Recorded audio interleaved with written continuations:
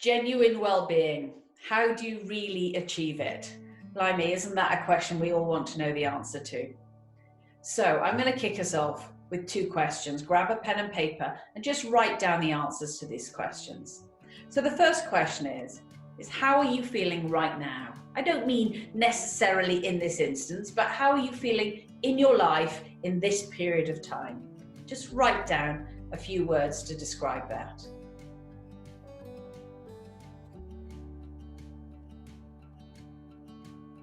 My second question is, what do you think is causing these feelings? Write down the causes.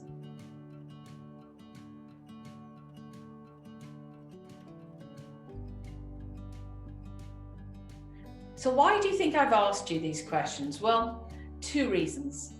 Firstly, identifying how we are feeling and understanding where these feelings come from is crucial to the quality of our life.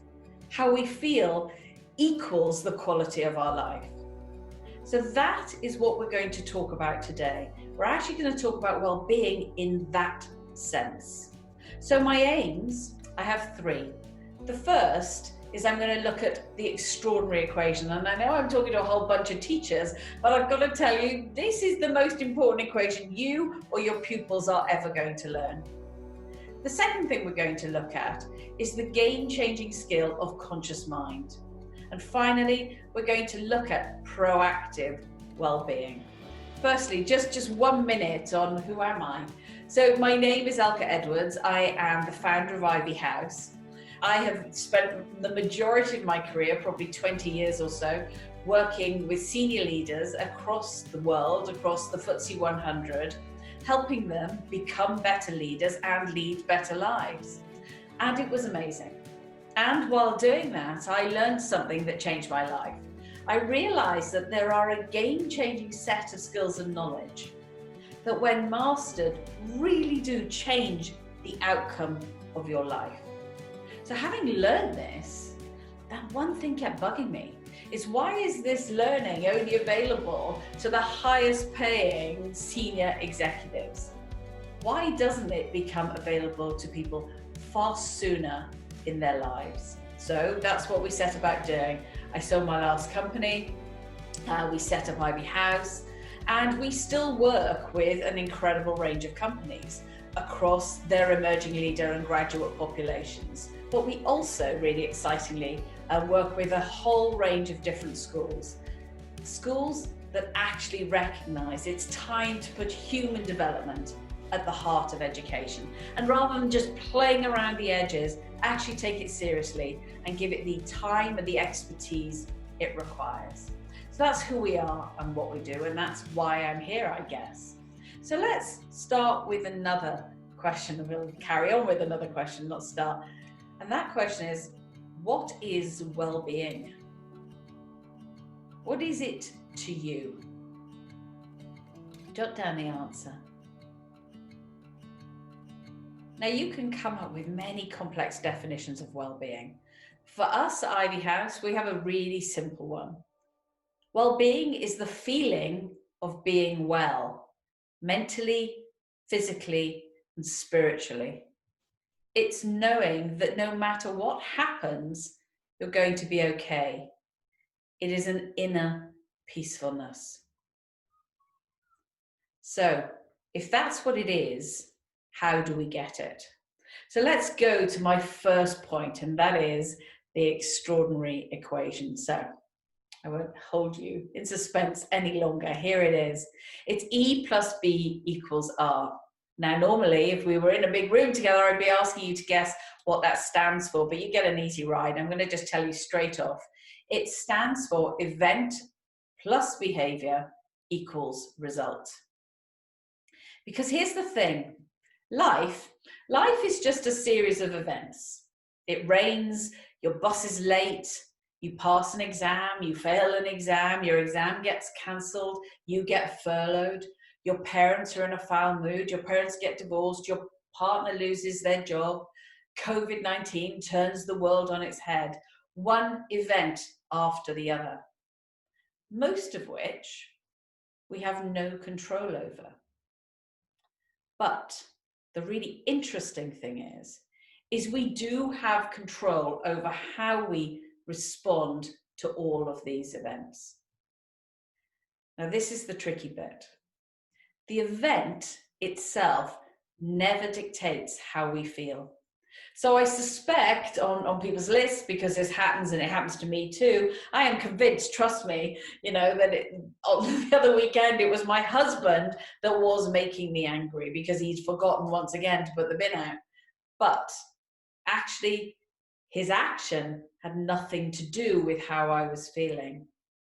What he had to do with was how I was thinking about what had happened. Now, I'll give you another example. You'll know this. Certain exams, when I generally ask an audience, are exams stressful? About 80% of the audience go, yeah, exams are stressful. But actually, if exams themselves were stressful, then every single person that took an exam would experience it in the same way. And that's not the truth. You know that to be the case. On one end of the spectrum, we've got kids that are needing Valium, and on the other end of the spectrum, we've got kids that barely know the exam's taking place. So when we think it's the event outside us that is causing us to feel a certain way, we've missed the fact that we have a choice about how we respond to any event. On a really simple level, somebody shouts at you, in that moment you have a choice how to respond. And it's like gravity. That choice doesn't go away. It's a universal law. You always, always have a choice about how you respond to any event. So let me ask you another question. How often have you blamed something or someone else for how you're behaving? Have these words ever come out of your mouth? Have you ever said, oh my God, you make me so angry, you make me so frustrated, you're driving me mad? Have you ever said anything like that? I have. And I've got to be honest, I can't deny the joy of blaming somebody else for how I'm feeling or something else for how I'm feeling. It sort of lets me off the hook somehow. But actually, if we want to take care of our well-being, one of the most important things we will ever learn is that we have a choice about how we respond. And if we give that up, if we hand that over to events and things outside of us, what's happening is we are giving up our ultimate power. Choosing our behavior in the moment is our ultimate power. It's what drives the results we get in life. At Ivy House, it's what we call living inside out rather than outside in. When we live outside in, we are at the mercy of anything that is going on around us. When we live inside out, we are choosing how we feel in response to what is going on. So to allow this to sink in a bit, I'd love you to think of a situation that didn't go so well. Just jot down the event. It might have been an argument with somebody, a difficult conversation. What was the event? And then write down what behaviors you chose in response to that event. And then finally, what was the result? What happened? Now, I just want you to go over that again. I just want you to go over that series again and think about the event. But this time, I want you to see what different behaviors you could have chosen, what different responses you could have chosen in the moment. And then just ask yourself, would the result have been different? Now, some of you might go, no, it would have been exactly the same. But I want you to be really honest with yourself. Instead of shouting back, you'd shown kindness. What would the results have been? Because every single time we get to choose our behavior, and every single time that will determine the result we get. And that's the power that we have to control the quality of our life. It's the power that we have to control our own personal well-being. If we want to get angry a lot and we want to be frustrated a lot and we want to moan about things a lot, then that is our choice.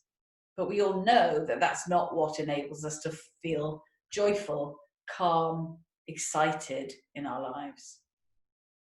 So once I've been through this, the next question I always get is, so if behavior is so crucial, then I need to understand why I behave the way I do.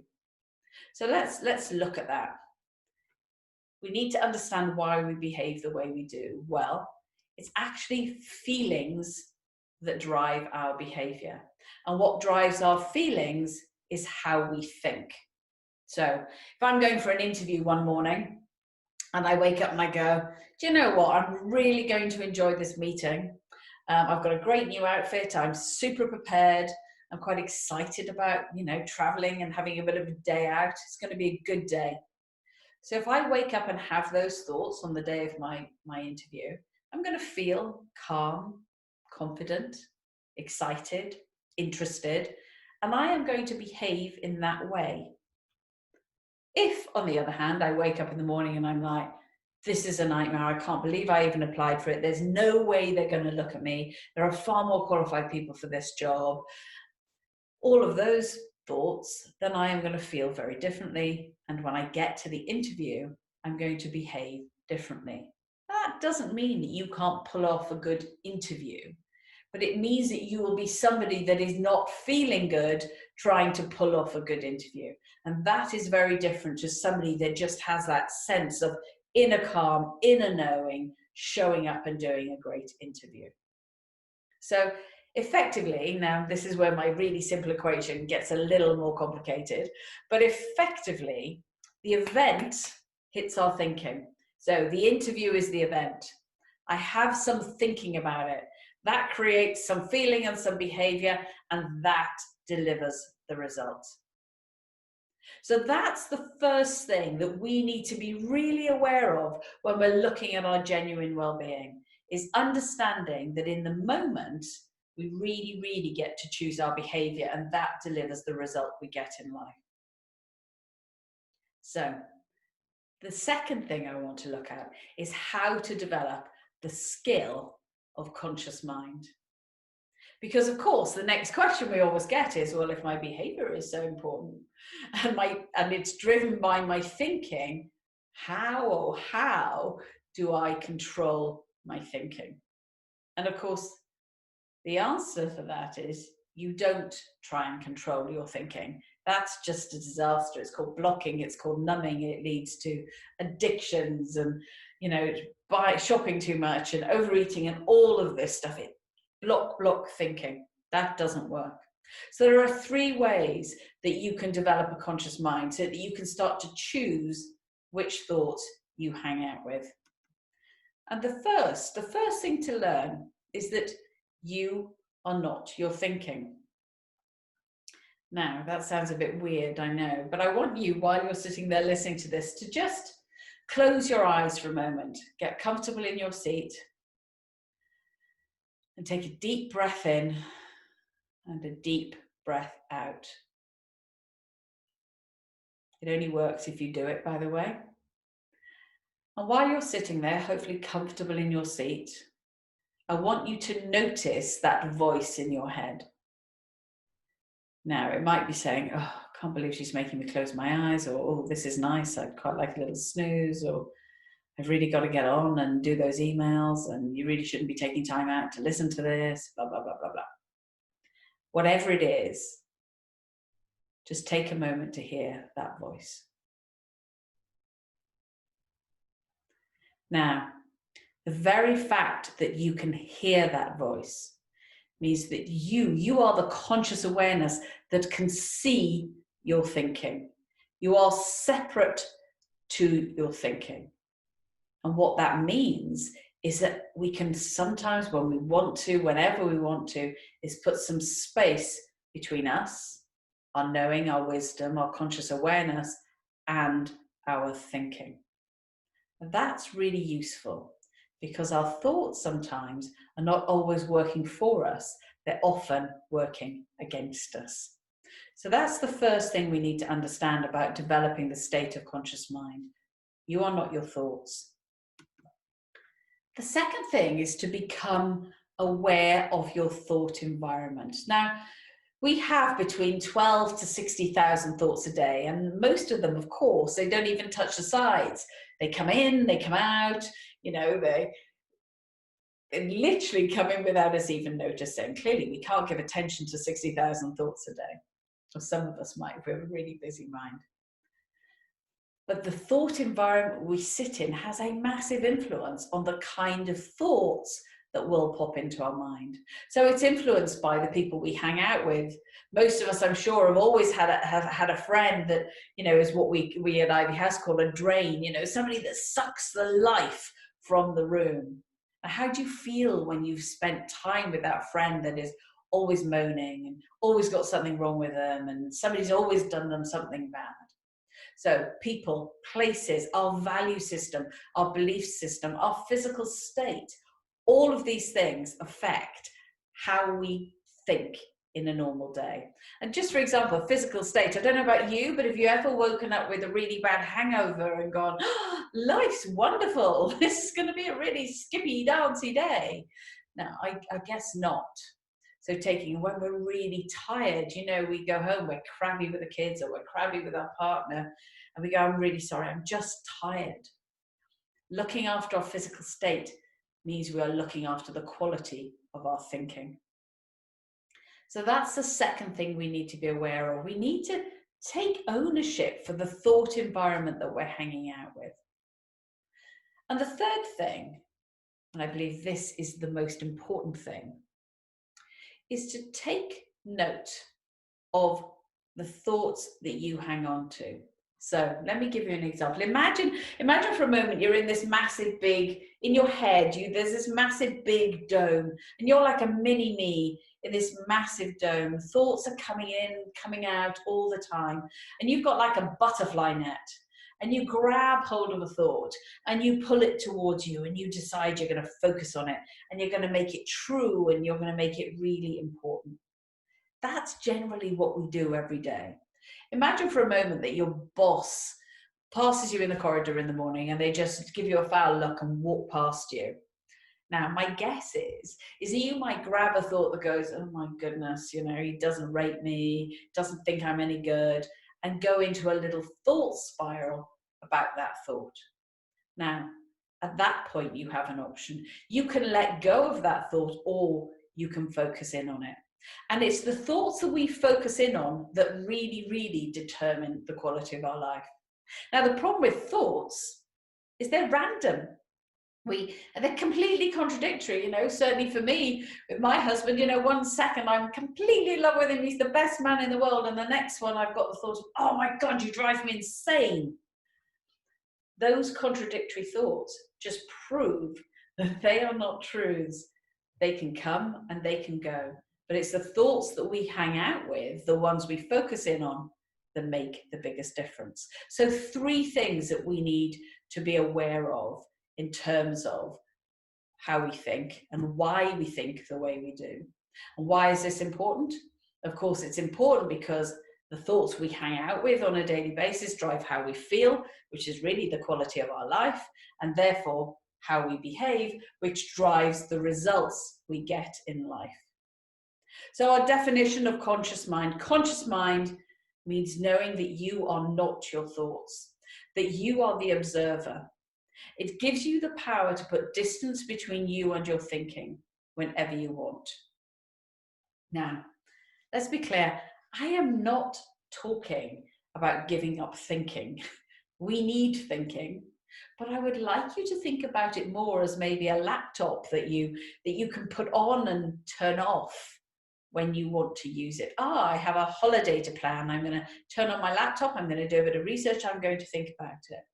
Or there's an issue in my relationship. I'm going to turn on my thinking laptop and I'm going to do a bit of thinking about that because I need to figure that out. But similarly, we can also step out of our thinking. And that is where we find the inner peace that almost everybody I've ever worked with is looking for. We have many, many different types of thinking. Here's just an example. Focused thinking, like the example I just gave you with the holiday. Wandering thinking, just daydreaming can be bad, it can be good. The one that is most divisive or corrosive, whatever the word is thought spirals. And most people I've ever known have a whole series of thought spirals that they can get themselves into. Now, a thought spiral sounds something like this: oh my God, I'm never going to get it all done. There's no way I can sort this out. Or we don't have enough money to pay that bill. Or, you know, my teenager's never going to come to anything good in life, and them hanging out with the wrong crowd. And then they're going to fail their exams because they're going out too much and they're not going to do enough work, and on and on and on. And even just doing what I did then, that's exhausted my energy. Have a think for a moment. What are your most common thought spirals? The most important thing to think about is, where's the best place to make decisions from in your life? Is it in the midst of a thought spiral? Or is it in the armchair of conscious mind? That's what we call it at Ivy House. And I want you to just close your eyes again for me for a moment. Just want you to see how this works. So pick up in your mind a typical thought spiral that you tend to spend time with. Just pick one. And take the journey through that thought spiral. Might be something like, work is so overloading, I never have any time to look after myself or my family, or whatever it is. Go through the route you would normally take. Now I want you to take a very deep breath in for 4. In, 1, 2, 3, 4. And out for 5. 1, 2, 3, 4, 5. And again, feel your shoulders come down. Feel your mind calm. And feel yourself in that armchair, in that conscious mind armchair. And just put a bit of distance between yourself and that spiral. I want you to be looking on from that armchair at that thought spiral. Open your eyes. So what I'm just talking you through is a process that will allow you to take some distance from your thinking. The first stage of that is to notice your inner thought spiral. And that always comes with feeling maybe stress, anxiety, worry, wherever you might feel it, in your stomach, in your chest, in your head. And the minute you start to notice that you're in that feeling, you can go to your head and go, I'm in that feeling because I am hanging out with that thinking. And in that moment, just do a deal with yourself. Do a deal to take a break and just say, okay, I'm just going to take a break from this thought spiral for a moment. I'm going to breathe. I'm going to step away from the thought spiral. And from the armchair, as I'm looking at that spiral, I'm going to decide if there's any action I need to take. If there is, I'll make a commitment to take it. And if there isn't, I'm just going to get on with my day and I'm just going to leave that thought spiral there. Now, I know, I've been through 2 divorces, I can tell you, I really know that there are all kinds of spirals that are really, really persistent. And they come back to you on a regular basis. All you need to do is keep repeating this process. Keep going through this process. And very soon, you will start to develop the muscle that allows you to separate yourself out from your thinking and recognize that your thinking is just that. It's random, it's thoughts, and you do not need to spend time in it if it is not serving you well. So that's the second part of my talk. I just want to end very briefly on just then taking a little look at what we mean by proactive well-being. So we're born well. The majority of us are born mentally and physically well. Wellness is innate. And I talk about this in the book, but you're either moving away from your innate wellness or toward your innate wellness. So every decision you make around, shall I have another pint? Shall I order burger and chips or a salad? Shall I take some time out? Shall I meditate? Or shall I I don't know, spend hours on YouTube, whatever it is, we're either taking decisions that take us away from or toward our well-being. But if we want genuine well-being that stays with us so that we're staying in our innate well-being, then we need to be truly proactive about it.